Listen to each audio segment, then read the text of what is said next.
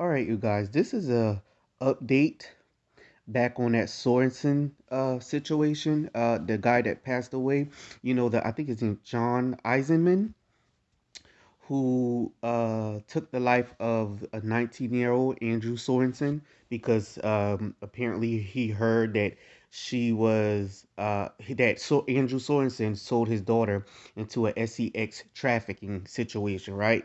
So this is an update on Andrew Sorensen family responding, the young man that died at 19 who was murdered. Here's what the family's saying. And this, I got this from, what is this? NBC News. It says here, Sorensen's parents told NBC News that to save himself from a long prison sentence, Eisenman and his family are demonizing a developmentally disabled young man who was born with autism and cerebral palsy and who has no ties to sex traffickers. Here's their quote. He was a disabled kid. Sorensen's father, Randy, said in a brief telephone interview, he didn't have the capability to sex traffic anybody. And it says here, Sorensen's mother, Teresa, said they had been advised by their lawyer and by the police not to speak publicly about the investigation. But she said that her son and the teenage girl had been friends for years and that it was upsetting to find out the gory details of her son's death via the news. And here's her quote. We didn't get to tell our side of the story because there is so much more out there about all of this that needs to come out. The Sorensen family released a statement Tuesday that directly addressed the account Eisman told investigators. We spent a year searching for him and hoping he would return, Sorensen's kin said in a statement. Claims by his confessed killer have been very hurtful and only added to our family's grief. The word alleged means of an incident without proof. It has already been reported both the FBI and Washington State Patrol said there is no sex trafficking investigation into the victim. Let's see. It says his name was on our missing persons list listening at some point, but that does not equate to an investigation, Loftus added in a subsequent email. An investigation of that type would likely be conducted by local authorities, not Washington State Police. We have had no investigation of him related to sex trafficking. Okay, and it says here the FBI said it does not comment on the non-existence of any investigation. Law enforcement officials in Spokane did not immediately respond to a request from NBC News seeking comment. And it says, yeah. So okay, um, I did a story on this before, right? And I told the story how they said it happened, with the information that we had. And even though I told the story as it was reported, I also said if, and I questioned the story as well. Now that upset some people.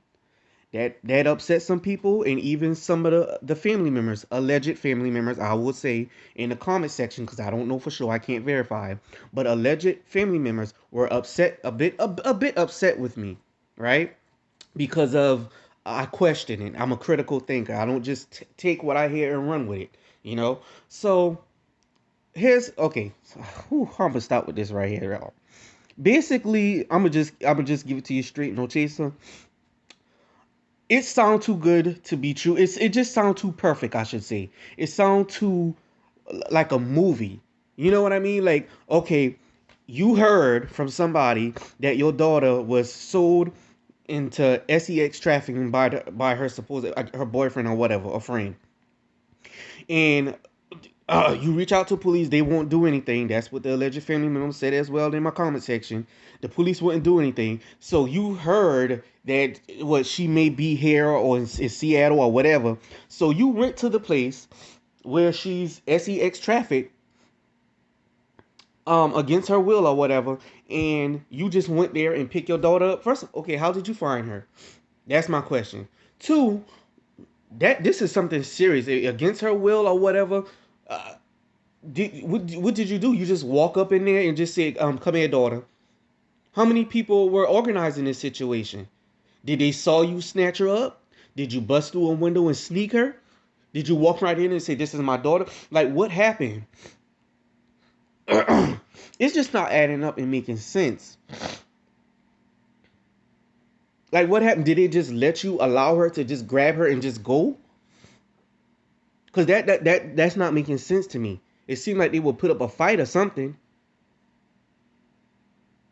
And if you feel like your daughter was done wrong, and you on this mission, why not you just went after the boyfriend who allegedly sold her to them, but they still allegedly harming her, right? So why didn't you pew pew them or stab them up? Why didn't you attack them? Were you outnumbered? And if that's the reason that you were outnumbered, how did they just let you just grab your daughter and go? Why didn't you know what I'm saying? It's just if we keeping it real and you being critical thinker and not just being so amused by this story that, oh yes, our father took his daughter boyfriend out who put her in sex trafficking. Oh, that's great. He's a hero. But let's use some common sense here. Does this story make sense, y'all? And I'm going to just keep it real with you. It does not make sense.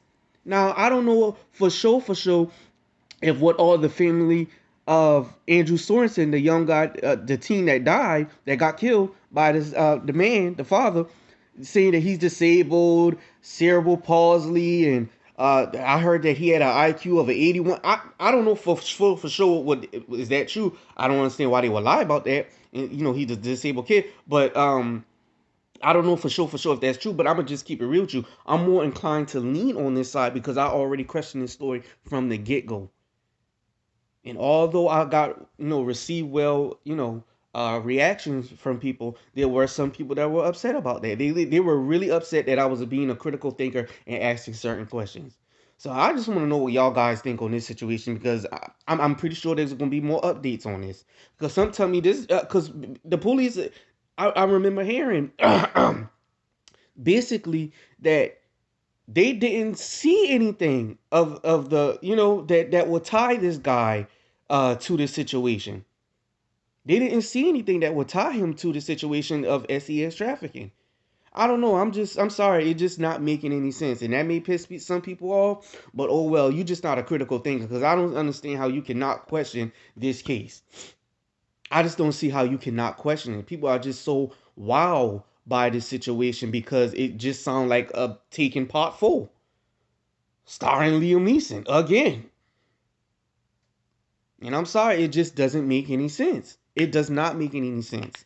I had so much questions, but I'll keep you guys updated on this situation and see if anything else pop up. But something tells me that he's gonna be found guilty, and charged big time because I'm not buying it. I don't know what happened. I don't know what made him want to take this man's life. I don't know. But I just find it. I'm not buying the sex trafficking. Could I be wrong? Anything's possible. But I'm just not buying it, y'all. I'm just keep it real with you. I'm not buying it. But anyway, comment in the comment section and tell me what you guys think about this update. Do you believe the family, or do you think they are trying to make this guy sound like a cripple or disabled kid, to so he won't have a bad name? You know what I mean? But yeah, tell me what you guys think about it in the comment section.